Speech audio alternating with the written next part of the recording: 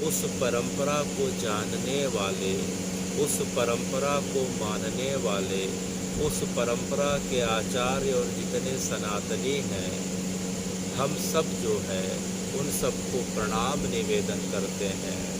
और उसी परंपरा में, हमारी परंपरा से विशाल जी आज जो हैं पिछले कुछ दिनों से बद्रीनाथ आपके पास पहुंच चुके हैं। जो आने वाले समय में अक्षय तृतीया का जो मुहूर्त जो अत्यंत निकट है, उस समय आपका प्रथम दर्शन करने वाले हैं। तो हे बद्रीनाथ जी, आपकी स्थिति, आपकी उपस्थिति और आपकी लय, आपकी गति और आपकी ऊर्जा इस पृथ्वी में, इस जगत में कहाँ बताई जाती है। और आप सतयुग के समय से लेके जो चारों युगों का जो है अंतिम पड़ाव जिसे कलयुग कहा जाता है, आपकी जो है चारों युगों में उपस्थिति कहाँ रहती है, जिसे जो है अब विशाल और उनके जो है गुरु परंपरा के आचार्य के माध्यम से जो अक्षय तृतीया के दिन अब आपके दर्शन को जो है, जिनका मन लालायित हो उठा है और हम सबका जो है नाम सुन के हे बद्रीनाथ जी आपको जानने की इच्छा हो रही है।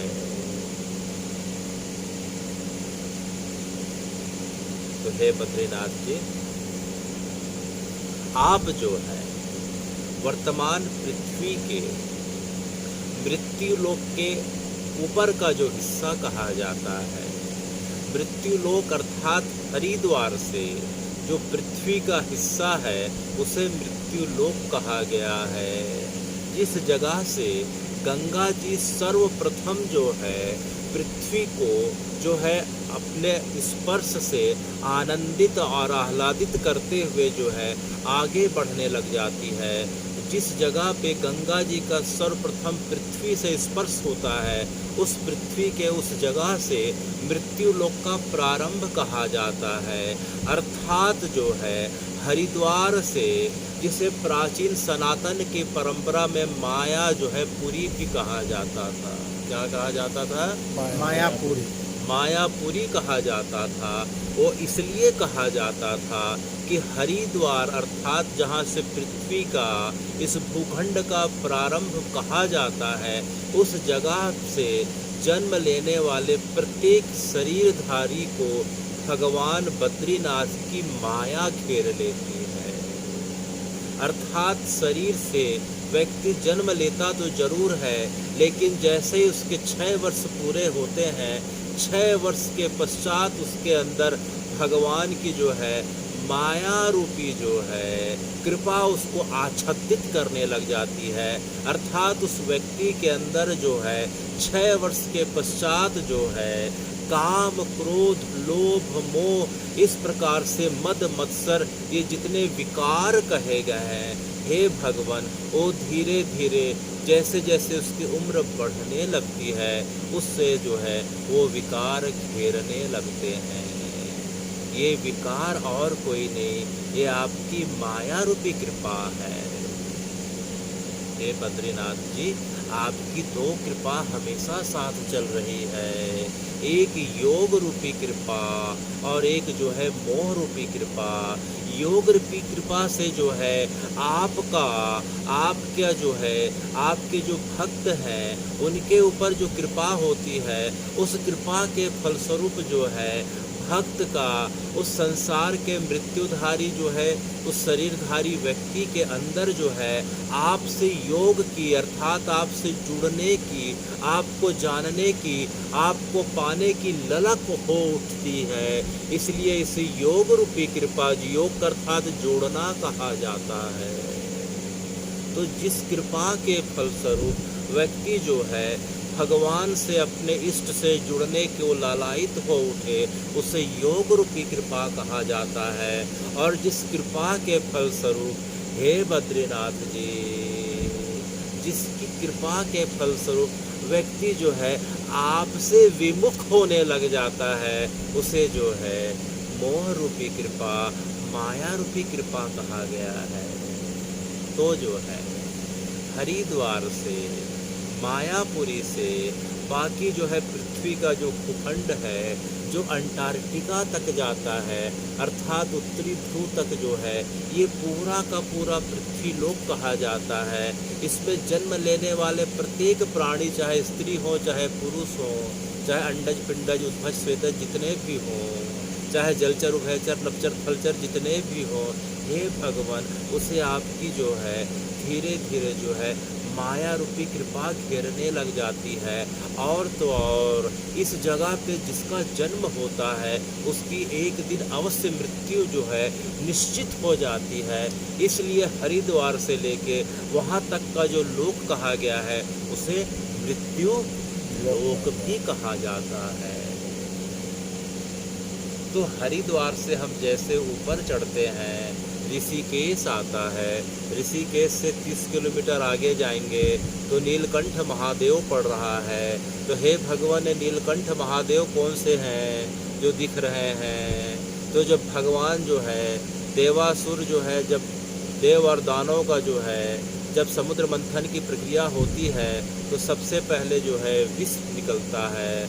तो विष इतना घातक होता है कि संसार के प्राणियों की रक्षा के लिए महादेव उस विष को अपने कंठ में धारण कर लेते हैं, जिसके कारण उनके शरीर का ताप बहुत बढ़ जाता है, उनका मन बड़ा उद्विग्न हो जाता है। वो इधर उधर इस प्रकार से पूरे तीनों लोकों में भ्रमण करने लग जाते हैं। तो भ्रमण करते करते हे भगवान आप ऋषिकेश से 30 किलोमीटर आगे जाते हैं तो एक जगह हिमालय के शीतल बर्फ की छाया में आप थोड़ा देर विश्राम करते हैं, जहां आपको थोड़ी देर जो है मन की शांति और निर्मलता का अनुभव होता है और शरीर का ताप कुछ क्षण के लिए कम हो जाता है। तो वह जगह जो है नीलकंठ महादेव के नाम से सुप्रसिद्ध है। नीलकंठ महादेव के हम और आगे जाते हैं तो इस प्रकार से जो है गंगा जी का जो है, गंगा जी जो है, गंगा जी गोमुख से निकलने के पश्चात जो है गंगोत्री आती हैं और इसके पश्चात अपनी 12 धाराओं में विभक्त हो जाती हैं। कितनी धाराओं में? 12 धाराओं में विभक्त हो जाती हैं। तो जो है गंगा जी की जो है कुछ धाराओं का जिस जगह पे मिलन होता है उसे प्रयाग कहा जाता है। तो रुद्रप्रयाग से होते हुए जब हम आगे जाते हैं तो जो है इस प्रकार से चमोली जिला आ रहा है, गढ़वाल क्षेत्र का चमोली जिला है। और चमोली जिले में हे भगवान आपका जो विग्रह है, आपकी उपस्थिति जो है, साक्षात उपस्थिति जो सतयुग में होती थी, जब सतयुग में भक्त जाके आपका साक्षात दर्शन वार्तालाप कर लिया करते थे, जिस प्रकार से अभी हम सुनने वाले हैं और विगत कुछ दिनों से सुन रहे हैं कि जिस प्रकार से हे भगवान आपका कलयुग का जो स्वरूप जो है श्रीनाथ जी के रूप में जो गिरिराज में प्रकट हुआ था, जो वर्तमान में नाथ द्वारा में है, उसमें जो है श्री वल्लभाचार्य जी से लेके उनके प्रपौत्र तक जो है आपके साथ सीधे जो है वार्तालाप किया करते थे। तो हे भगवान हे नारायण आपके स्वरूप का सतयुग में जो है जो कोई दर्शन पाना चाहता था तो जो है सीधे जो है बद्रिका क्षेत्र में, जिसे बद्रिका आश्रम भी कहा जाता है, उस जगह पे जाके आपका दर्शन पाता था, आपके साथ वार्तालाप करता था। तो सदियों सदियों से हे नारायण आपकी ऊर्जा स्थली जिसे बद्रिका आश्रम कहा जाता है वह अनंत काल से कही जा रही है। सतयुग में इस तीर्थ का नाम मुक्ति प्रदा तीर्थ हुआ करता था। क्या नाम था? मुक्ति प्रदा तीर्थ हुआ करता था। उसके बाद जब त्रेता आता है तो इस क्षेत्र का नाम जो है योग ध्यान तीर्थ हो जाता है।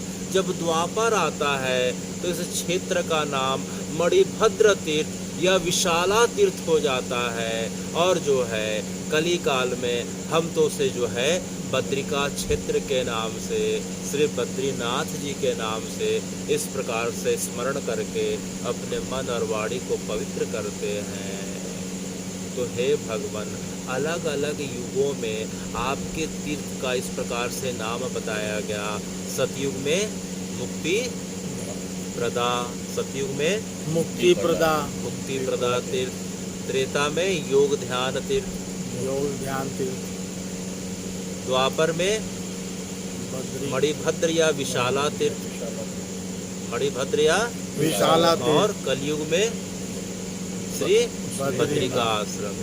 तो हे भगवान, इस जो है क्षेत्र का नाम जो है, जो सबसे प्रचलित जो नाम है, जिसे हम बद्रिका क्षेत्र बोलते हैं, आप जो है श्रीमद् भागवत में, जब श्रीमद् भागवत में हे भगवान, जब आप कृष्ण रूप में इस धराधाम पे आते हैं और जब आपका शरीर छोड़ने का समय पूरा हो जाता है, जब आप प्रभास क्षेत्र में त्रिवेणी नदी के त्रिवेणी संगम में, पश्चिमी अरब सागर में जहाँ हिरण्य, गोमती और सरस्वती नदी का मिलन होता है, उस जगह पे आप शरीर छोड़ने के पहले आप अपने जो है सबसे परम प्राणप्रिय सखा, जिसे उद्धव कहा गया है, क्या कहा जाता है? उद्धव जी, श्री उद्धव जी कहा जाता है। आप उद्धव जी को बोलते हैं कि हे उद्धव, अब तुम यहाँ से चले जाओ। तो उद्धव जो है भगवान की बात को सुन के, उद्धव की नज़र जो है भगवान से कभी ज़्यादा कभी मिलाते रहे थे अपने नज़रों को, क्योंकि उद्धव जो है भगवान के जो है उम्र में लगभग बराबर थे। सखा भाव था भगवान का, उद्धव के लिए सखा भाव तो जरूर था, लेकिन उद्धव का जो है अपने सखा के लिए भगवान का भाव था, इष्ट का भाव था। इसलिए जो है उनके और भगवान के बीच वार्तालाप होती थी, तो अक्सर उद्धव जो है अपने आँखों को भगवान के श्री चरणों में स्थिर करके बात किया करते थे। तो आज जो है भगवान उद्धव को बोल रहे हैं कि हे प्रिय उद्धव, अब तुम यहाँ से चला जाओ भैया। यह सुन के जो है अचानक उद्धव के कान खड़े हो गए कि भगवान कैसी बातें कर रहे हैं, भगवान की आवाज़ इतनी टूटी हुई क्यों लग रही है, भगवान मुझे तो आज तक अपने से कभी अलग नहीं करे।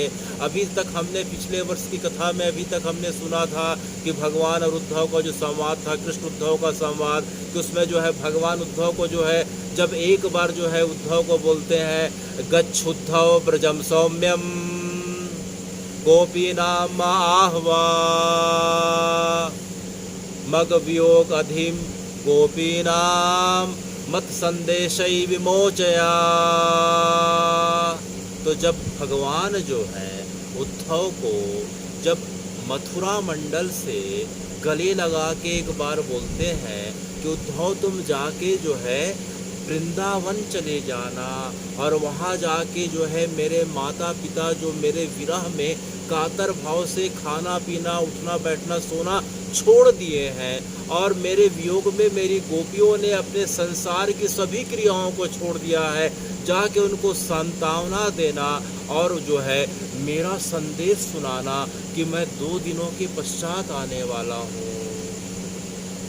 लेकिन आज भगवान यह क्या कर रहे हैं कि हे उद्धव, अब तुम यहाँ से चले जाओ भैया। उसके बाद तो कुछ बोले नहीं, भगवान चुप हो गए। तो भगवान की बात सुन के उद्धव जी से रहा नहीं गया। उद्धव जो है आज बहुत दिनों के पश्चात अपनी आँखों को भगवान की आँखों में डाल के देखने लग गए।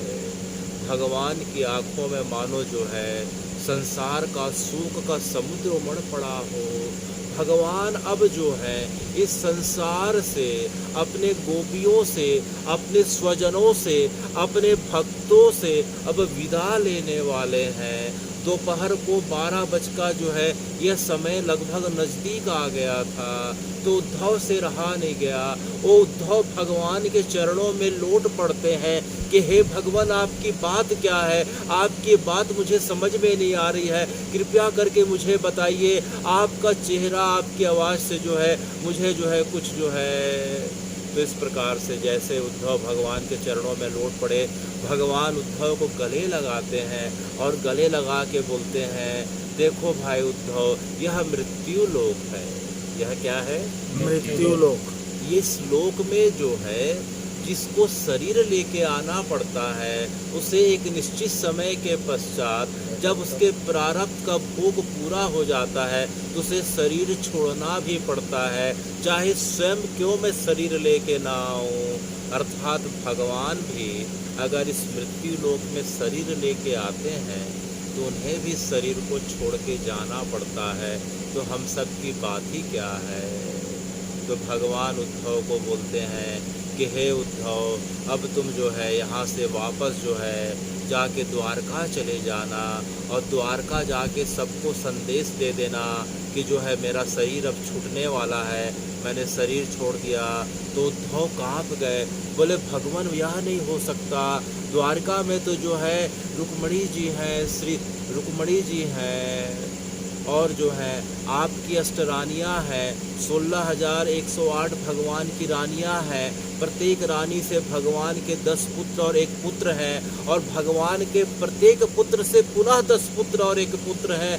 तो इनको मैं जाके हे भगवान आपकी प्रजा को इस प्रकार से, बाल गोपालों को इस प्रकार से मैं संदेश नहीं दे सकता, हे भगवान आप एक कृपा करें। बोले क्या बात है उद्धव कि जीवन भर आपने मुझे अपना दास और सेवक समझ के मुझे अपना सेवा का अवसर दिया, तो हे भगवान आप बोल रहे हैं कि जाना निश्चित है, तो मेरे ऊपर भी कृपा करें कि मुझे भी अपने साथ ले चले, कि अगर आप चले गए तो आपका सेवक इस धरती पर रह के क्या करेगा। मुझे ऐसा भी जन्म नहीं चाहिए कि आप ना हो और मैं इस धरती पर रहूं, तो मुझे भी अपने साथ ले चले। तो उद्धव भगवान के चरणों को पकड़ के लौटने लग गए।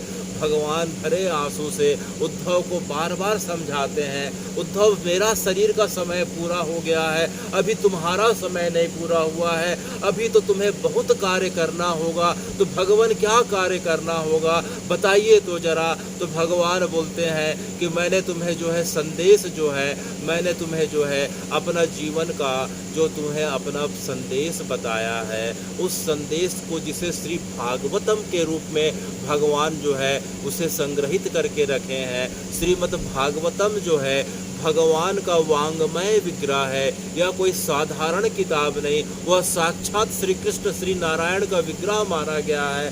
तो हे उद्धव, यह श्रीमद् भागवतम को पढ़ने में और जो है इस प्रकार से कलयुग का समय आ रहा है, लोग पढ़ नहीं पाएंगे, पढ़ के गलत अर्थ लगा सकते हैं। तो हे उद्धव तुम एक काम करना भैया, तुम जो है इस धरती पे विचर विचर के घूम घूम के मेरे स्वजनों को, मेरे प्रियजनों को, मुझ पे जो है इस प्रकार से इच्छा और राग रखने वालों को तुम मेरे जो है संदेशों का प्रचार करना, और प्रचार करते करते तुम यहाँ से एक काम करना, द्वारका मत जाओ, मैं समझ गया, तुम सबसे पहले ब्रजमंडल चले जाना और ब्रजमंडल जाके मेरे गोपियों को तुम मेरा संदेश सुना देना।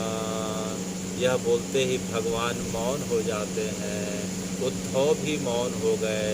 उद्धव के आँख के आंसू से मानो प्रभास क्षेत्र की जो है पूरी की पूरी धरती जो है इस प्रकार से गीली हो उठी थी कि हे भगवान, एक बार आपने मुझे जो है ब्रज भेजा था कि गच्छ उद्धव ब्रजम सौम्यम, कि हे प्रिय उद्धव तुम ब्रज जाके मेरा संदेश सुना देना। तो उस समय मेरी क्या दशा हुई थी यहाँ बैठे सब लोग जानते हैं, और अब आपका संदेश मुझे यह सुनाना होगा कि आप जो है धरा धाम को छोड़ गए। ये मुझसे नहीं हो सकता, ये मुझसे नहीं हो सकता। तो भगवान जो है उद्धव को जो है अनेक प्रकार के उपदेश देके उद्धव को समझाते हैं और उद्धव को जो है विदा करते हुए बोलते हैं कि हे उद्धव, तुम ब्रज जाके गोपियों को, मेरे माता पिता सखाओं को, ब्रजमंडल के मोर को, सूकों को, ब्रजमंडल के स्वान को, पक्षियों को, ब्रजमंडल के जो है बंदरों को, ब्रजमंडल के मेरी गायों को, रंभा को, श्यामा को, गंगा को, ब्रजमंडल के जितने भी लता पताएँ हैं, ब्रजमंडल के जितने कंकर हैं, जितने रज हैं, सबको जाके मेरा संदेश सुना देना कि मैं शरीर रूप से तो नहीं हूँ, लेकिन जो है मैं अनंत काल तक, जब तक इस धरा धाम पे जो है मेरे भक्त रहेंगे तब तक मैं हमेशा उनके साथ रहूँगा, और ख़ास तौर पे ब्रजमंडल पे मैं हमेशा हमेशा रहूँगा। तो हे भगवान आप एक कृपा करें। बोले कैसी कृपा उद्धव, कि जो है मुझे जो है ब्रजमंडल से कभी जाने का अवसर ना मिले, मैं हमेशा ब्रजमंडल में रहूं। तो भगवान बोलते हैं कि हे उद्धव, मेरा मन तो मुख्य रूप से तुम्हें जो है बद्रिकाश्रम क्षेत्र में भेजने का है, लेकिन तुम्हारी इच्छा है तो मैं तुम्हारी इच्छा भी पूरी कर देता हूँ कि तुम ब्रजमंडल में एक स्वरूप में जाके रहो। तो हे भगवान, मुझे मनुष्य का स्वरूप नहीं चाहिए, तो तुम किस स्वरूप में जो है ब्रजमंडल में रहना चाहते हो? तो उद्धव भगवान से बोलते हैं कि हे भगवान, जीवन भर आप मेरी अगर सेवा से संतुष्ट हैं तो मुझे गिरिराज जी का जो है, गिरिराज जी की तलहटी में, गिरिराज जी की तलहटी में एक लता बना दीजिए। क्या बना दीजिए? लता बना लता अर्थात छोटी झाड़ी, मुझे एक लता बना दीजिए। तो भगवान यह सुन के बड़े आश्चर्यचकित हो जाते हैं, उद्धव तुम किस प्रकार की बातें कर रहे हो? मैं चाहता हूँ कि तुम एक अच्छे जो है गोप का भक्त का रूप धारण करके तुम हमेशा हमेशा के लिए ब्रजमंडल में रहो। तो उद्धव मना कर देते हैं, हे भगवान, अगर आपकी मुझ पे कृपा है तो मुझे जो है गिरिराज जी की तलहटी में एक लता के रूप में, एक छोटी झाड़ी के रूप में एक स्थान दे दीजिए, अपने चरणों के पास जो है एक स्थान दे दीजिए। बोले क्यों उद्धव? तो उद्धव बोलते हैं कि हे भगवान, जब तक जो है इस पृथ्वी पे आपके भक्त आपके पवित्र नामों का उच्चारण करते हुए गिरिराज की परिक्रमा करेंगे और उनकी परिक्रमा के करने के फलस्वरूप उनके चरणों से उठी धूल जब मेरे जो है माथे पे अर्थात पत्ते पे आके पड़ेगी, तो हे भगवान, मुझे हमेशा लगेगा कि मैं आपके श्री चरणों के समीप हूँ, क्योंकि कथा बताती है कि भगवान से ज़्यादा महत्व उनके भक्तों का बताया गया है।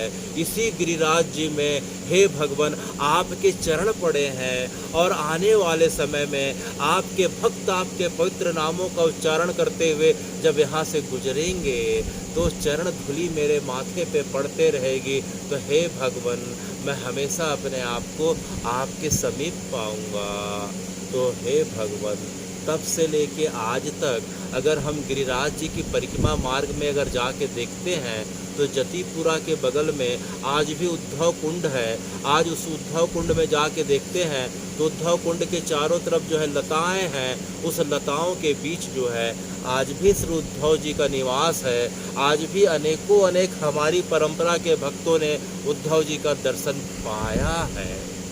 तो उद्धव जी इस प्रकार से जो है ब्रजमंडल में भगवान के वियोग का समाचार सुनाते हुए जो है बद्रिका आश्रम चले जाते हैं। कहाँ चले जाते हैं? बद्रिका आश्रम। भगवान उद्धव जी को बोलते हैं कि हे उद्धव, तुम बद्रिका आश्रम क्षेत्र में जाके जो है मेरे जो है नाम का, मेरी कथा का, मेरा संदेश का प्रचार करते रहना, और भूख लगे तो पेड़ से गिरे जो है फल को खा लेना। अगर फल नहीं मिले तो पेड़ से गिरे सूखे पत्तों को खा के निर्वाह कर लेना। अगर सूखा पत्ता भी नहीं मिले तो हे उद्धव, सामने में अलकनंदा गंगा बह रही हैं। कौन सी गंगा? अलकनंदा। अलकनंदा बह रही हैं गंगा, तो उसका जल पी के जो है अपने शरीर मन को पवित्र कर लेना। तो इस प्रकार से तो एक निश्चित समय के पश्चात जब तुम्हारा समय पूरा होगा तो स्वयं मैं लेने आऊँगा। तो हे भगवान, मुझे अपना एक आध विग्रह दे दीजिए। तो भगवान बोलते हैं कि बद्रिका आश्रम मेरा ही घर है, तो वहाँ जाओ तो सही भैया, वहाँ तुम्हें मेरे जो है साक्षात विग्रह के दर्शन हो जाएंगे। तो जो है उद्धव जी जो है ब्रजमंडल से गोपियों को, भगवान के सखाओं को, सब प्राणियों को भगवान के वियोग का संदेश सुनाते हुए बद्रिका आश्रम चले जाते हैं। और बद्रिका आश्रम में रह के भगवान का जो है उन्हें विग्रह का दर्शन मिलता है, और जो है भगवान की सेवा करते, उनके नाम का प्रचार करते करते अपना जीवन व्यतीत करने लग जाते हैं। और एक निश्चित समय के पश्चात सशरीर जो है भगवान उन्हें जो है अपने साथ जो है वैकुंठ ले जाते हैं। तो जो है जो 3 तारीख को अक्ति अर्थात अक्षय तृतीया का जो है दिवस जो पड़ने वाला है, जो अक्षय तृतीया का दिन जो है, उस दिन बद्रीनाथ के कपाट खुलने वाले हैं। उस समय से लेके आने वाले जो है 6 महीने तक, दिवाली के आसपास तक जो है बद्रीनाथ जी के दर्शन हम मृत्यु लोक के सब प्राणियों के लिए अब सुलभ होने वाले हैं। अब 6 महीने के लिए अब कौन दर्शन करेंगे? मृत्यु लोक के मृत्यु लोक के सभी प्राणी, जिनके आने वाले समय में जिन्हें देह छोड़ना निश्चित है। और अभी तक जो है, आज तक, कल तक और परसों तक से लेके 6 महीना पहले तक जो है, उस विग्रह की सेवा जब कपाट पूरी तरीके से बंद हो जाते हैं तो उद्धव जी सेवा पाते हैं। कौन पाते हैं? श्री उद्धव जी। उद्धव जी सेवा पाते हैं। और उद्धव जी की आज्ञा से बाकी जितने देवता हैं, वायु देवता, वरुण देवता, इंद्र देवता, जितने भी देवता हैं, यक्ष हैं, गंधर्व है, किन्नर हैं, जितने भी प्रकार के लोक हैं, हे भगवान, हमारी परंपरा में 14 लोकों का वर्णन है। कितने लोकों का वर्णन है? 14 लोक। 14 लोकों का वर्णन है। ये भूलोक अर्थात पृथ्वी, भूलोक, उसके बाद भू के बाद स्वर्गलोक, भूलोक, भूअरलोक, स्वर्गलोक, महालोक, जनलोक, तपलोक, सत्यलोक के ऊपर के लोक हो गए, और नीचे में हो गए अतल, वितल, तलातल, महातल, रसातल, पाताल। तो नीचे 7 लोक, ऊपर 7 लोक।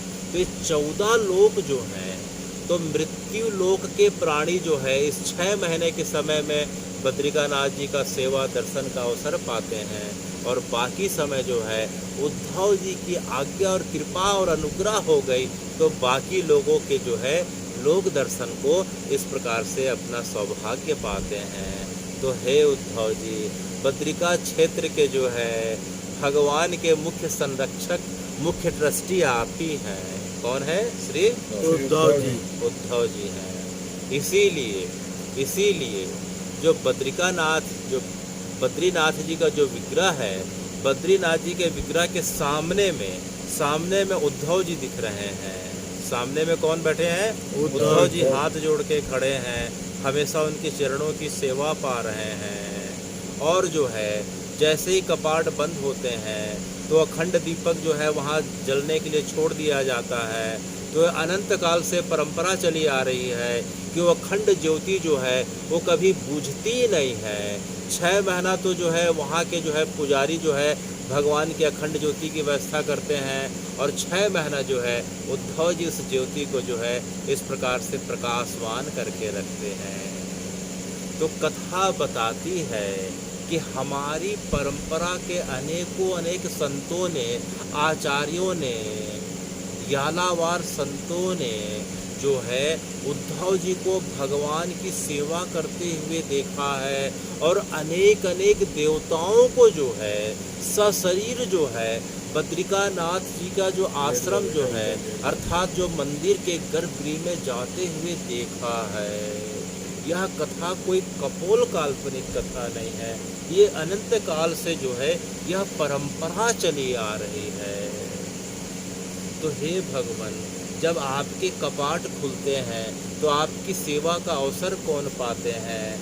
तो परंपरा के हिसाब से जब शंकराचार्य जी का जब आगमन हुआ तो शंकराचार्य जी ने जो है जो 4 पीठ की स्थापना करी, तो जो है बद्रिकाश्रम क्षेत्र में जो है जिस मठ की स्थापना करी उसे जोशी मठ या ज्योतिर्मय मठ कहा जाता है। कौन सा मठ? जोशी मठ। तो सामान्य शब्दों में जोशी मठ कहा जाता है। बद्रिकाश्रम से करीब जो है 84 किलोमीटर की दूरी पे स्थित है। तो उत्तर में आपने जो है जोशी मठ की स्थापना करी, दक्षिण में रामेश्वरम मंदिर के बगल में जो है आपकी जो है एक मठ की स्थापना हुई, जो है पूरब में जो है शारदा पीठ की स्थापना हुई, और उसके बाद श्रृंगेरी पीठ की स्थापना दक्षिण में हुई। तो इस प्रकार से शंकराचार्य जी ने जो है 4 मठ की स्थापना करी, उत्तर में जोशी मठ की स्थापना करी। तो जो है शंकराचार्य जी की परंपरा के हिसाब से वहाँ के पुजारियों को रावल कहा जाता है। क्या कहा जाता है? रावल कहा जाता है, वहाँ के जो मुख्य पुजारी हैं। और ये मुख्य पुजारी जो हैं केरल के रहते हैं, उत्तराखंड के नहीं रहते हैं। ये शंकराचार्य जी के वंश परंपरा के लोग हैं, और जो है वंश परंपरा के वर्ण व्यवस्था के हिसाब से ये नंबूरी पाद ब्राह्मण हैं, जिन्हें रावल कहा जाता है। ये आपकी जो है जब 6 महीने की जब कपाट की जो खुलने की अवधि रहती है, ये आपकी सेवा करते हैं, और ये पूरी तरीके से ब्रह्मचर्य का पालन करते हुए ब्रह्मचारी के रूप में आपकी सेवा करते हैं। और 6 महीना के पश्चात जब आपके कपाट बंद हो जाते हैं तो आपका एक विग्रह है, वहाँ भगवान के जो हैं 2 विग्रह हैं। एक मूल विग्रह है और मूल विग्रह के सामने में एक दूसरा विग्रह है जो 6 महीने के लिए जब कपाट बंद हो जाते हैं तो उस विग्रह को जोशी मठ में लाके स्थापित कर दिया जाता है। तो 6 महीना तक जो है भगवान का जो विग्रह है वह जोशी मठ में जो है उसकी सेवा की जाती है। मूल विग्रह की सेवा जो है उद्धव जी करते हैं। तो इस प्रकार से हम देखते हैं कि बद्रिकानाथ जो है बद्रिका आश्रम समुद्र तल से देखा जाए तो करीब करीब 10,836 फीट की ऊंचाई पर स्थित है। चमोली ज़िला है और चमोली ज़िला का नाम आया तो याद आ रहा है कि जो है हे हनुमान जी, आप जो है जब लक्ष्मण जी को शक्ति बाण लगा था तो सुषेण वैद्य जो है आपको जिस संजीवनी बूटी लाने के लिए बोले थे वो चमोली ज़िले के पास ही पहाड़ पड़ता है जहाँ से आपने संजीवनी बूटी को लाके जो है सुषेण वैद्य को दिया था और जिसके माध्यम से जो है लक्ष्मण जी को पुनर्जीवन इस प्रकार से प्राप्त हुआ था। तो जो है पहाड़ जो है कहाँ है, चमोली ज़िले में है। वो हम रास्ते से थोड़ा सा दूर जाए तो पर्वत दिखाई देता है संजीवनी पहाड़ का, तो चमोली ज़िला है। तो इस प्रकार से जो है हम बद्रिका आश्रम के बारे में आज संक्षिप्त में भी हमने यहाँ तक सुना। आने वाले समय में अक्षय तृतीया से 2-3 दिनों तक बद्रिका आश्रम के बारे में और विस्तार से सुनेंगे। तो जो है अभी तक हम पूर्ववर्ती कथाओं में तो बद्रिका आश्रम के जो है जो मूल स्वरूप तो जो बद्रीनाथ जी हैं, लेकिन वहाँ जो है 5 बद्री की जो है इस प्रकार से जो है स्थान बताई जाती है। वहाँ 5 बद्री हैं। कितने बद्री हैं? 5 बद्री हैं। विशाल जो है 5 बद्री में से जो है कम से कम 2 या 3 बद्री नाथ जी का दर्शन करने का प्रयास करें। तो जो है एक हमारे जो मूल बद्रीनाथ जी की भी हमने कथा सुनी, उसके बाद जो है आदि बद्री हैं, एक बद्री भविष्य बद्री हैं, एक बद्री योग ध्यान बद्री हैं, एक वृद्ध बद्री हैं। कितने बद्री हो गए? 5 बद्री हो गए। आदि बद्री, भविष्य बद्री, वृद्ध बद्री, योग ध्यान बद्री और हमारे जो है विशाल बद्री। तो जो है इस प्रकार से वहाँ 5 बद्री की जो है प्रधानता बताई गई है। कली काल का समय जब बढ़ेगा तो जो है बद्रीनाथ जी के जो वर्तमान बद्रीनाथ जी हैं उनका स्वरूप जो है इस प्रकार से जो है विलुप्त हो जाएगा, वे अपने परम धाम को चले जाएंगे।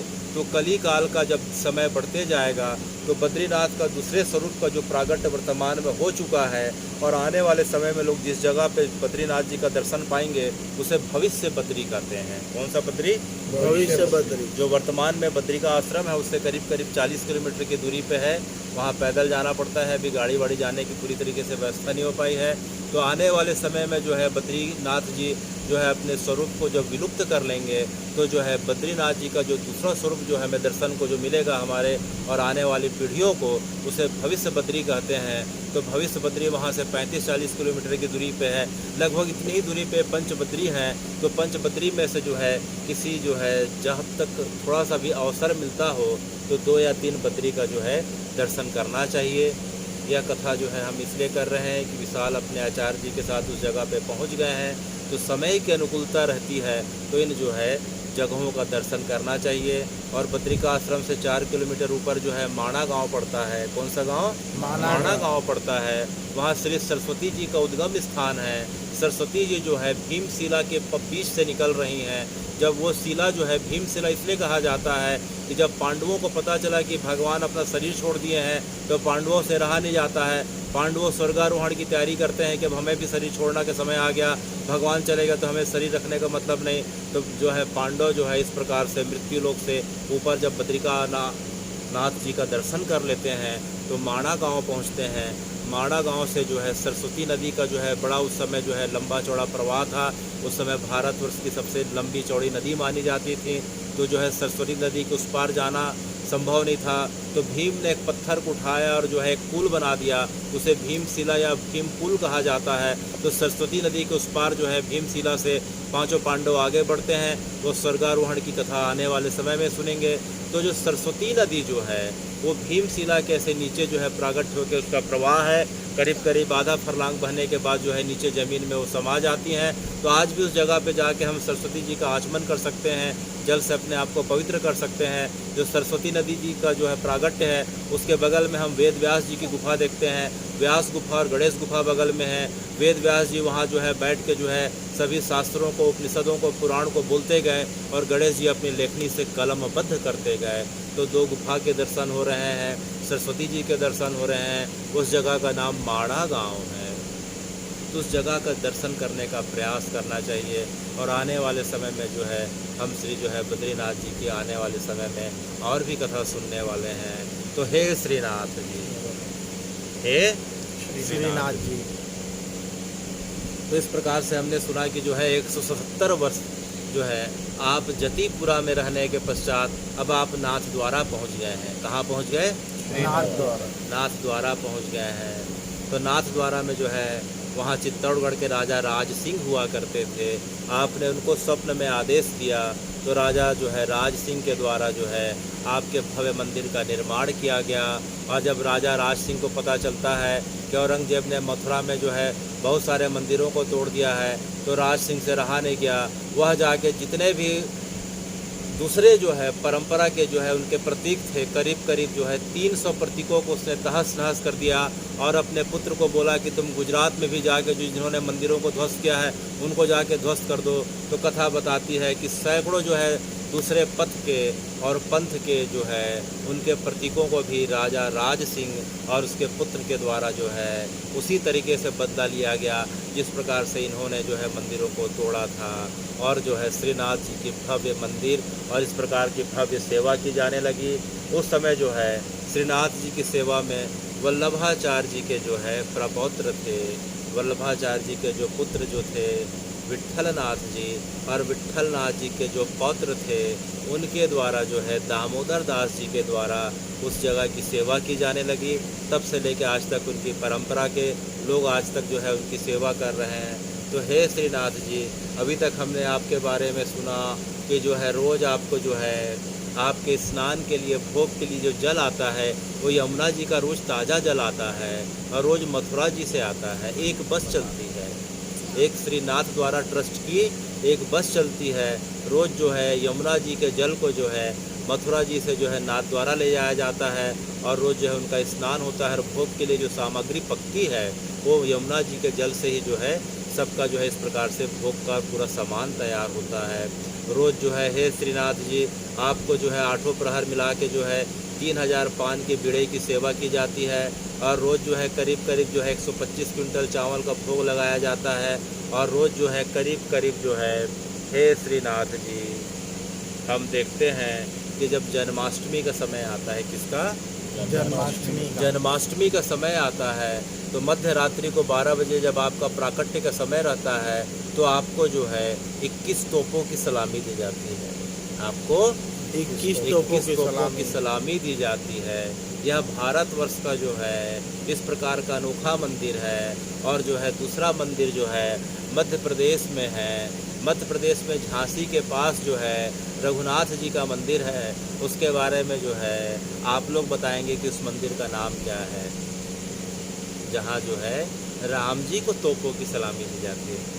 झांसी के पास जहाँ कहा जाता है कि राम जी जो है दिन में अयोध्या जी में रहते हैं तो रात में यहाँ रहते हैं, उस जगह का नाम आप लोग बताएंगे कथा के बाद।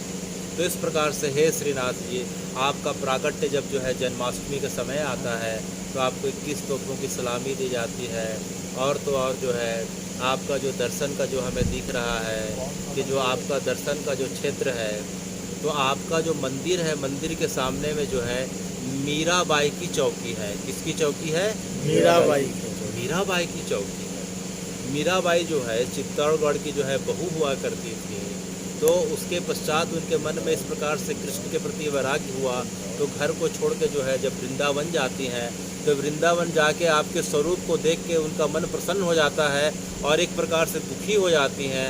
और जो गिरिराज जी पहुंचने के बाद तो जो है इतनी दुखी हो जाती है कि आपको जो है ताना देने लग जाती है। मीराबाई जो है क्रोध से और प्रेम से आपको जो है हे गिरिराज जी, हे श्रीनाथ जी, आपको ताना देने लग जाती हैं कि जहाँ भी देखो जो है पूरे ब्रजमंडल में हे ठाकुर जी, आपका विग्रह का दर्शन हो रहा है और हमारे राजस्थान में, हमारे चित्तौड़गढ़ में तो आपका कुछ दिखाई ही नहीं दे रहा है। तो इस प्रकार का आप भेदभाव क्यों करते हैं? क्या आपको चाहने वाले, क्या आपको मानने वाले, क्या आपके चरणों में अपना सर्वस्व जो है इस प्रकार से निछावर करने वाले, क्या राजस्थान में, क्या चित्तौड़गढ़ में लोग नहीं हैं? क्या बाकी जगह लोग नहीं हैं? मैं देखती हूँ यहाँ राधा दामोदर, राधा रमण, बाके बिहारी, निधि वन, कुंज वन, गिरिराज, जो हर चीज़ तो ब्रजमंडल में है। तो हमारे जहाँ लोगों के लिए क्या? मैं तो आ गई, क्या बाकी सब लोग आ सकते हैं कि आपके दर्शन के लिए? उस समय तो पदयात्रा का समय हुआ करता था। तो हे भगवान, आप भी हमारे क्षेत्र के लोगों के लिए कृपा करें। तो श्रीनाथ जी ने मुस्कुराते हुए मीराबाई से कहा कि अरे मीरा, तेरा जो है, तेरा दर्द जो है बिल्कुल जो है समझने योग्य है। जा, मैं आने वाले समय में तेरे क्षेत्र में आके हमेशा हमेशा के लिए निवास करूँगा। तो जो है मीराबाई की डांट को सुन के भगवान जो है श्रीनाथ जी के रूप में नाथ द्वारा चले जाते हैं। जब मीराबाई को पता चला, अरे अरे श्रीनाथ जी तो मेरी जगह पे आ गए, तो जो है उदयपुर से होते हुए मीराबाई जो है श्रीनाथ जी के दर्शन को आई और महीनों वहाँ रहती हैं और महीनों जो है श्रीनाथ जी को जो है इस प्रकार से राग, श्रृंगार और भोग की सेवा पाती हैं। तो मीराबाई की जो जगह है मंदिर के ठीक सामने पड़ता है, जिसे मीराबाई की चौकी कहा जाता है। मीराबाई जो है रोज़ भगवान का जो है 8 प्रहर की सेवा करती थी और इस प्रकार से जो है उन्हें अपने भजन से रिझाया करती थी और श्रीनाथ जी मीराबाई के भजन से रिझ के उससे रोज़ बात भी किया करते थे। तो मीराबाई की चौकी दिख रही है और हम थोड़ा मंदिर के थोड़ा सा और आगे जाते हैं तो औरंगजेब के हाथ का लिखा हुआ जो है, लिखवाया हुआ एक शिलापट्ट दिखाई दे रहा है, जिसमें औरंगजेब यह लिखता है कि सभी जो है, सभी उसकी परंपरा के लोगों को जो है कुरान और अल्लाह की कसम है कि जो कोई भी मंदिर के अंदर उस परंपरा का व्यक्ति जाए तो जो है मन में ईमान रख के जाए और श्रीनाथ जी के प्रति श्रद्धा रख के जाए, उसे अल्लाह और कुरान की कसम है। तो हे भगवान, औरंगजेब ने इस प्रकार का शिलालेख श्रीनाथ जी के आदर में क्यों लिखाया? वह इसलिए लिखाया कि औरंगजेब जब तोड़ता हुआ, मंदिर को मथुरा से तोड़ता हुआ जब आगे बढ़ा और जब नाथ द्वारा के पास पहुंचा तोड़ने के लिए, तो अचानक उसकी सेना को लकवा मार गया और खुद उसकी आंखों की दृष्टि चले गई, हाहाकार मच गया। तो उसकी जो पत्नियां थी श्रीनाथ जी के प्रपौत्र के पास जाके निवेदन करती हैं, तो उनके प्रपौत्र दामोदर दास जी कहते हैं कि जाके श्रीनाथ जी के चरणों में जाके माफ़ी मांगो और दोबारा गलती नहीं करने की कसम खाओ। तो जाके औरंगजेब जाके वहाँ जाके जो है श्रीनाथ जी के चरणों से जो है अपना क्षमा निवेदन करते हैं और इस प्रकार से उनके क्षमा निवेदन के पश्चात श्रीनाथ जी उनके आंखों की दृष्टि वापस कर देते हैं और उनके सैनिकों का स्वास्थ्य पुनः मिल जाता है। तो श्रीनाथ जी का यह चमत्कार देख के औरंगजेब का मन इतना द्रवित हो जाता है कि वो शिलालेख लिखाता है। वह शिलालेख आज भी हम दर्शन कर सकते हैं। वह अपनी परंपरा के लोगों को अपने कुरान और अल्लाह की कसम दे के बोल रहा है कि वहाँ जाके दर्शन करो, लेकिन अच्छे मन से दर्शन करना। इसीलिए आज भी जब सवेरे 4 बजे की जब मंगला होती है तो उस परंपरा के अनेक जो भक्त हैं जो श्रीनाथ जी का दर्शन करते हैं। और मंदिर के आसपास हम देखते हैं तो बहुत सारी जो दुकानें हैं उस परंपरा की हैं, जो बड़े भक्ति और प्रेम के साथ श्रीनाथ जी के कपड़े की, चरण पादुका की इस प्रकार का जो है दुकान लगा के सब भक्तों को इस प्रकार से सेवा का मौका देते हैं। और दूसरा शिलालेख उसने सनातन की परंपरा के लिए लिखा है कि हे सनातन के मानने वाले लोगों, तुम्हें गौ माता की कसम है। किसकी कसम है? गौ माता की कसम है कि श्रीनाथ जी के दर्शन के लिए जाओ तो मन वचन कर्म से शुद्ध होके जाना। ये कोई साधारण श्रीनाथ पत्थर का नहीं है, ये तो जो है इस प्रकार से है। तो दोनों परंपरा के लोगों के लिए उन्हें जो शिलालेख लिखाया है आज भी हम जाके देख सकते हैं। तो हे श्रीनाथ जी, इस प्रकार से जो है आपका जो विग्रह है, आपका विग्रह जो है उत्तर की तरफ जो है उसका मुख हुआ है। किधर उसका चेहरा है? उत्तर की तरफ। तो हे श्रीनाथ जी, आप उत्तर की तरफ क्यों देख रहे हैं? तो जो है विट्ठलनाथ जी के पौत्र जो है दामोदर दास जी ने बताया कि जो है भगवान हमेशा अपने प्यारे भक्त ध्रुव को निहारते हैं। किसको निहार रहे हैं? ध्रुव को। ध्रुव को निहार रहे हैं। ध्रुव जो है किधर है? उत्तर की ओर है। तो इसलिए भगवान जो है अपने भक्त ध्रुव को जो है यह आशीर्वाद दिए थे कि मैं हमेशा हमेशा तुम्हें देखता रहूँगा।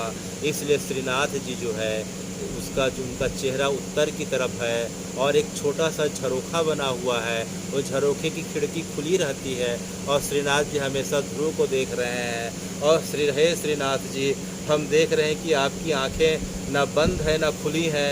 आपकी आंखें जो आधा खुली और आधी बंद है। आपकी आंखें आधी खुली आधी बंद है। ये किस प्रकार की बातें हो रही है कि जिसे अर्धोनिर्मित आंखें बोलते हैं? ना आप आँख खोल रहे हैं ना बंद कर रहे हैं, आपकी आंखें आधी खुली हैं और जो है आपके चेहरे से दिख रहा है कि आप डरे भी हुए हैं और मुस्कुरा भी रहे हैं। आखिर ये माजरा क्या है? तो श्रीनाथ जी जो है चुप हो जाते हैं। तो श्रीनाथ जी के जो है बगल में ललिता सखी हैं। ललिता सखी बता रही हैं कि अरे भैया श्रीनाथ कहाँ से बताएंगे, ये तो बताने लायक है भी नहीं, ये तो किसी के लायक नहीं है, ये तो कुटिल है, कपटी है, ये तो देखो छोड़ के भाग के वृंदावन ब्रज से ये तो छोड़ के जो है ये नाथ द्वारा आ गए और इस प्रकार से ना हंस पा रहे हैं ना रो पा रहे हैं। ये तुम्हें बताएंगे तो क्या बताएंगे? तो अरे ललिता तू बता दे, तुझे अगर श्रीनाथ जी के बारे में इतना पता है तो तू बता दे। तो ललिता बोली मैं क्यों बताऊं, इसके बारे में मुझे बताना बात करना भी अच्छा नहीं लगता, ये तो बड़ा कपटी और बड़ा धोखेबाज है। तो ललिता तू नहीं बता रही तो विशाखा तू बता दे। विशाखा भी मना कर दी, अरे इसके जो है इसके शैतानियों के बारे में मैं क्या बताऊं, ये तो कुछ बात करने लायक नहीं है, इसकी चर्चा नहीं करो तो अच्छा है। एक बार हमने ब्रजमंडल में इनकी चर्चा सुनी और करी, तब से देखो आज तक जो है अनेकों अनेक 5000 वर्ष से ज़्यादा बीत गए, हमारी अवस्था वैसी की वैसे ही रह गई। इसके बारे में सुनना बात करना भी जो है पाप बताया गया है। अरे विशाखा तू कैसी बातें कर रही है कि जो है श्रीनाथ जी के बारे में सुनना बात करना पाप है? अरे भैया पाप नहीं बोले तो क्या बोले, इसकी बात सुन के इसकी बात कर करके देखो हमारा घर छूट गया, संसार छूट गया, परिवार छूट गया, देखते देखते सब छूट गया और सब छूट गया तो चल तो जाता है, सब कुछ हमसे सहन हो जाता है। लेकिन देखो तो देखो सब कुछ छोड़ दिए, आखिर में इसने भी हमें छोड़ दिया। तो ये बताओ किसके बारे में सुनना अच्छा है कि बुरा है? यह बात करते करते सब गोपियाँ जो हैं राधा जी की 8 सखियाँ रोने लग जाती हैं कि हे कृष्ण, हे गोविंद, हे श्रीनाथ, तुम जो है ब्रजमंडल से जब तुम छोड़ के गए थे, तुम्हारी अवस्था 11 वर्ष 52 दिन की थी, तब से लेके आज 5124 वर्ष बीत गए हैं। हे गोविंद, तुम जो है हमें छोड़ के चले गए हो, हम तो तुम्हारे दुख के ताप को सह लिए हैं, ये कली काल का समय है, तुम्हारे भक्त जो है इस ताप को नहीं सह सकते, इसलिए तुम्हारे बारे में साधारण बातें करना ठीक है भैया, तुम्हारी विरह के बारे में, तुम्हारी गुप्त लीलाओं के बारे में बात करना बिल्कुल ठीक नहीं है। अरे इंदु लेखा, विशाखा नहीं बता रही, ललिता नहीं बता रही तो कोई बात नहीं, अब तू तो उसकी कुछ साधारण बातों के बारे में बता दे, बस इतना बता दे कि इसकी आंखें जो है ना खुली है ना बंद है, ऐसा क्यों है? तो इंदु लेखा मुस्कुराते हुए कहती हैं, देखो भैया बहुत चालाक है। ये क्या है? बहुत चालाक है। देखो इसका विग्रह ठीक से देखो किस प्रकार से है। बोले विग्रह तो इस प्रकार का दिख रहा है कि 2.5 फुट की मूर्ति है, 2.5 फुट का विग्रह है और जो है अपने बाएं हाथ के सबसे छोटी उंगली के नाखून के अग्रभाग से गिरिराज जी को धारण किए हुआ है। ऐसा दिख रहा है क्या आप सबको? वैसा दिख रहा है क्या? श्रीनाथ जी जो हैं अपने बाएं हाथ की छोटी उंगली के नाखून के अग्रभाग से किसको धारण करे हुए हैं? श्री गिरिराज जी को दिख रहा है। और दूसरा जो है उनका दाहिना हाथ उनके कमर पे है और उनकी आंखें आधी खुली आधी बंद है। तो इंदु लेखा बोल रही हैं कि तुम्हें जो दिखाई दे रहा है कि गिरिराज जी को धारण करके रखा है, यही इसका सबसे बड़ा कपट है। अरे इंदु लेखा तो किस प्रकार की बार बार बात कर रही है कि गिरिराज जी को धारण किया हुआ है और इसका बड़ा कपट है। बोले गिरिराज जी को इसमें धारण करने का सामर्थ्य कहाँ है? ये तो छलिया और धोखेबाज है। देखो सबको बेवकूफ़ बना रहा है खड़े होकर, इसने गिरिराज जी को धारण करके रखा है। अरे भैया, इसने गिरिराज जी को धारण करके नहीं रखा है। गिरिराज जी को बताओ कितने दिन धारण करके रखा है, सबको पता है। बोले 7 दिन। बोले 7 दिन तो बहुत दूर की बात है। इस 7 मिनट तक गिरिराज जी को उठाया था तो इसके पसीने छूट गए थे।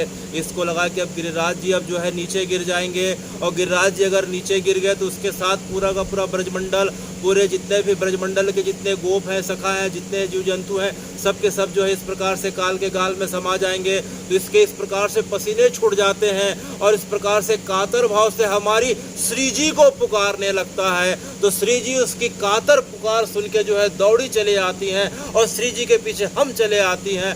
जैसे ही श्री जी को देखता है, श्री जी को देख के इसके चेहरे की मुस्कुराहट वापस लौट जाती है। और श्री जी को जैसे ही इसने देखा और श्री जी ने जैसे ही इसको देखा और श्री जी ने अपना तेज इसके अंदर समाहित कर दिया, और उसी कारण से उसी तेज को धारण करके ये गिरिराज जी को 7 दिन तक धारण करके रखा है।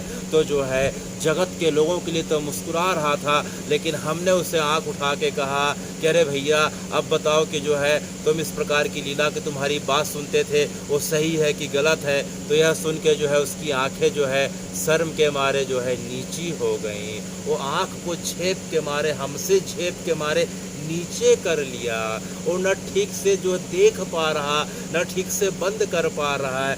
हम गोपियों के झेप के कारण ये आंखें को आधा बंद करके रखा है और संसार के लोगों को लिए ये नकली मुस्कुरा रहा है, जबकि अंदर से डरा हुआ है। तो इंदु लेखा इस प्रकार की बातें सबको बता रही हैं कि इसकी आंखें खुली क्यों है, आधी खुली आधी बंद है। तो ये भाव जगत की बात हो रही है। न भगवान कपटी है, न छलिया है, न धोखेबाज है। जब भगवान के साथ एक अतिशय प्रेम का संबंध भक्तों का जिस प्रकार से गोपियों का संबंध स्थापित हो जाता है, तो गोपियाँ अपने प्रेम के विरह में भगवान को इस प्रकार से कटु वचन का जब प्रयोग करती हैं तो भगवान को भी बहुत आनंद आता है। तो इस प्रकार से हे श्रीनाथ जी, आपकी आंखें आधी खुली और आधी बंद दिखाई दे रही है, और आप जो है एक हाथ को अपने कमर में रखे हैं, माने जो है आपको जो है गिरिराज जी को धारण करते करते जो है आपके कमर में दर्द होने लगा। तो आपने जो है इस प्रकार से कमर को, जब ज़्यादा दर्द होता है तो पीछे से पकड़ने से थोड़ा सा आराम मिलता है। तो इस प्रकार से आप जो है एक हाथ आपके कमर में दिखाई दे रहे हैं। और हे श्रीनाथ जी, हम देखते हैं कि उस जगह पे कथा बताती है कि व्यक्ति अगर चारों धाम का दर्शन कर ले लेकिन श्रीनाथ जी का दर्शन नहीं करे तो उसकी जो है पूरी फल की जो है प्राप्ति नहीं मानी जाती। लेकिन जो व्यक्ति सिर्फ श्रीनाथ जी का दर्शन कर लेता है और भले ही चारों धाम का दर्शन नहीं किया हो, उसे जो है चारों धाम के दर्शन का फल मिल जाता है। और स्कंद पुराण यहाँ तक कहते हैं स्कंद पुराण में भगवान कहते हैं कि श्रीनाथ जी के दर्शन के पश्चात व्यक्ति को जो है अन्य योनि में जन्म लेने का जो है इस प्रकार से जो है अवसर नहीं मिलता, क्योंकि मानव जन्म के पश्चात हमारा जो है कब पशु जन्म हो जाए, कब किस रूप में हम चले जाएं, इसका कोई भरोसा नहीं। लेकिन श्रीनाथ जी के दर्शन का फल यह मिलता है कि हमें जो है अन्य योनियों में जो है इस प्रकार से बारंबार भटकना नहीं पड़ता है।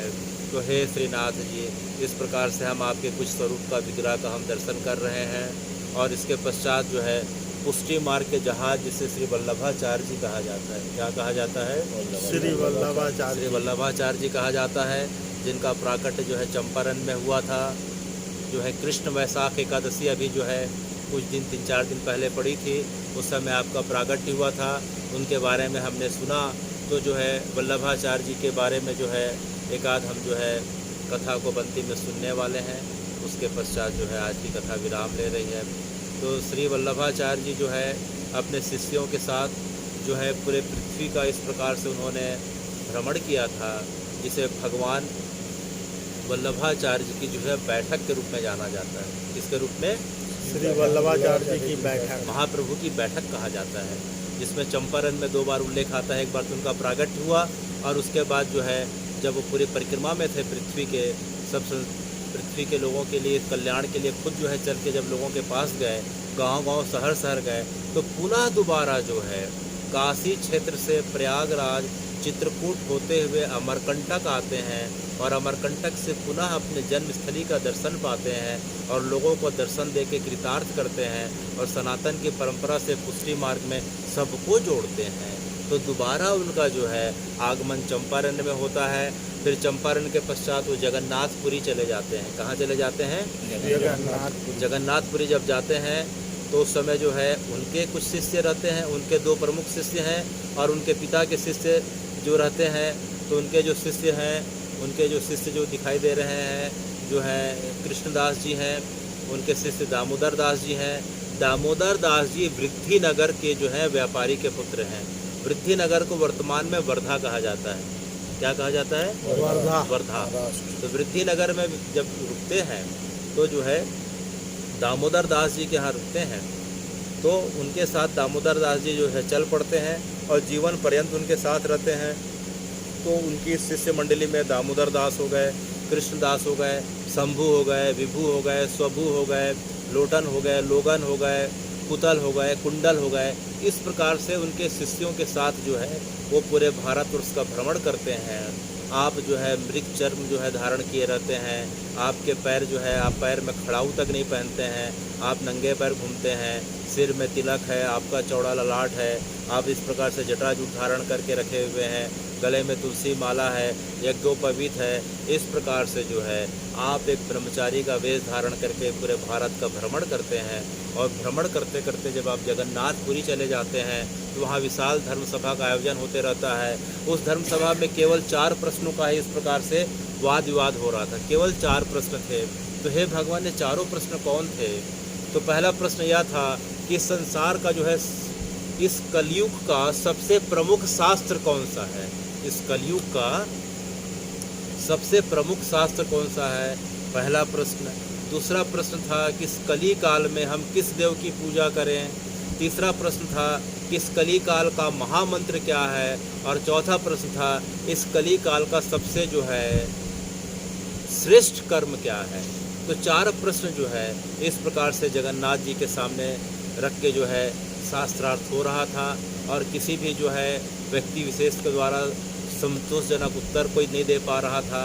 तो वल्लभाचार्य जी अपने शिष्यों के साथ पहुंचते हैं और उन्होंने बताया कि जो है इस संसार का, इस कलयुग का जो है सबसे बड़ा जो है शास्त्र जो है भगवान कृष्ण के श्रीमुख से निकली हुई गीता है। क्या है? भगवान श्री कृष्ण की मुख से निकली हुई श्री गीता जी है। पहला सबसे कलयुग का प्रमुख शास्त्र। और कलयुग के सबसे प्रमुख आराध्य देव कौन है? तो बोले जो है श्री कृष्ण है। कौन है? श्री कृष्ण जी है। कलयुग का सबसे बड़ा महामंत्र क्या है? वह मंत्र का नाम है हरे कृष्ण हरे राम। तो जो सबसे प्रमुख मंत्र है जो है हरे कृष्णा का उन्होंने नाम दिया। और सबसे प्रमुख सेवा क्या है? प्रमुख सेवा जो है कृष्ण की सेवा है। किसकी सेवा? कृष्ण की सेवा है। तो यह बात सुन के लोगों को जो है पूरी तरीके से सहमत नहीं होते हैं, लेकिन जो है वल्लभाचार्य जी अपने काटे तर्क से जो है उनको संतुष्ट करने का प्रयास करते हैं। फिर आखिरी में यह होता है कि सब जो है अपने प्रश्नों को जो है आप एक खाली कोरे कागज़ और कलम दवात को जो है सभी जितने भी शास्त्रार्थ के लिए आए थे सब श्रीनाथ जी के चरणों में रख देते हैं। मंदिर का कपाट बंद कर दिया जाता है। कुछ समय के पश्चात कपाट खुला रहता है तो श्रीनाथ जी स्वयं अपने हाथ से, श्री जगन्नाथ जी स्वयं अपने हाथ से जो है यह महामंत्र जो है यह जो है लिख के जो है सबके बीच उपस्थित कर देते हैं। और बाकी सबके कागज़ और कलम जो है दवात कोरे के कोरे रह जाते हैं। एकम शास्त्रम देवकी नंदन गीतम, कि देवकी के पुत्र कृष्ण ने जो गीत गाया, जिसे क्या बोलते हैं? गीता बोलते हैं। वही जो है एक ही शास्त्र है। एकम देव देवकी पुत्र एवचा, एक ही जो है देव है वह देवकी का पुत्र कृष्ण है। और जो है एकम नामनी तस्य नाम चा, और उसका नाम अर्थात कृष्ण ही संसार में लेने योग्य है। और एकम सेवा तस्य सेवा च, और एक ही सेवा अर्थात कृष्ण की सेवा। तो श्री जगन्नाथ जी अपने हाथ से उस कलम दवात से उस कागज में लिख के जो है संसार के बीच उपस्थित कर देते हैं कि कलयुग में सिर्फ एक ही जो है शास्त्र है वो श्री गीता जी है, एक ही देव है वो श्री कृष्ण है, श्रीनाथ जी हैं, एक ही मंत्र है वो श्री कृष्ण का मंत्र है, और एक ही कर्म है उनकी सेवा जो श्रीनाथ जी की जो सेवा जो बताई गई है, राग श्रृंगार और भोग। क्या बताई गई है? राग श्रृंगार भोग। श्रीनाथ जी की जो है अष्टयाम सेवा की जो विधि है उसमें मुख्य रूप से इन तीनों का ही पालन किया जाता है। तो अभी हम पिछले बार सुने थे कि श्रीनाथ जी की अष्टयाम सेवा जो सबसे पहली सेवा को क्या बोलते हैं? मंगला। श्रीनाथ जी को उठाया जा रहा है, तो उठाने का राग अलग अलग होता है। आने वाले हम समय में सुनेंगे कि कौन से जो है उनके जो भक्त हैं अष्ट कवियों में से कौन से भक्त जो है मंगला कर रहे हैं। दूसरी सेवा है श्रृंगार। कौन सी? अब नहला धुला के उनको तैयार कर दिया गया है, मोर मुकुट पहना दिया, आंखों में काजल लगा दी, गले में मैया जो है वजंती माला पहना दी, हाथ में सोने के कुंडल है, कमर में करधनी है, पैर में पैजब है, और जो है नीचे जो है आलता है, और सुंदर जो है मोर मुकुट है, आज पीताम्बर धारण करे हुए हैं। तो भगवान की बड़ी अनोखी छवि दिख रही है। तो दूसरी सेवा कौन सी है? श्रृंगार की। अब भैया भूख लग गई तो ग्वाल सेवा। तीसरी सेवा क्या है? ग्वाल सेवा। उसके बाद राजभोग सेवा, वो जंगल में गिरिराज जी के किनारे अपने दोस्तों के साथ जो है, हमने पिछले बार सुना कि सब दोस्तों के साथ मिल बांट के खा रहे हैं। उसके बाद उत्थापन सेवा, उसके बाद सो जाते हैं तो उसके बाद उठाने की जो सेवा है उसको उत्थापन सेवा। फिर उसके बाद जो है शाम की संध्या हो रही है, तो संध्या वापस आ रहे हैं गौ चराते हुए, तो संध्या की आरती की सेवा। उसके बाद जो है भोग की सेवा। फिर आखिरी सेवा जो है शयन आरती। आखिरी सेवा कौन सी है? शयन आरती।